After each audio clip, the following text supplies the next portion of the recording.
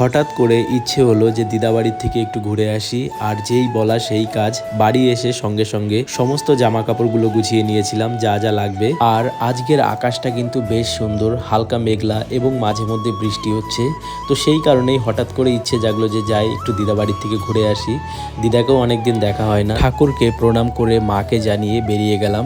বেরোতেই দেখলাম রাস্তার অবস্থা, বৃষ্টি হয়ে রাস্তা আমাদের একদম শেষ হয়ে গেছে। তবে হাই রোডটা ভালো। আমাদের রাস্তার পরিস্থিতি হয়তো খারাপ, ভেঙে গেছে, কিন্তু চাকদায় ঢুকে যা দেখলাম, এই দেখো। প্রতি বছর চাকদায় বর্ষাকালে এই পরিস্থিতি হয়, চারিদিকে এরকম ভাবে জল জমে যায়। অথচ এটা কিন্তু একটা পৌরসভা এলাকা। আগের সরকার এখানে কি করেছে জানি না। তবে যাই হোক, আমরা চাকদা স্টেশনে পৌঁছে গেছি।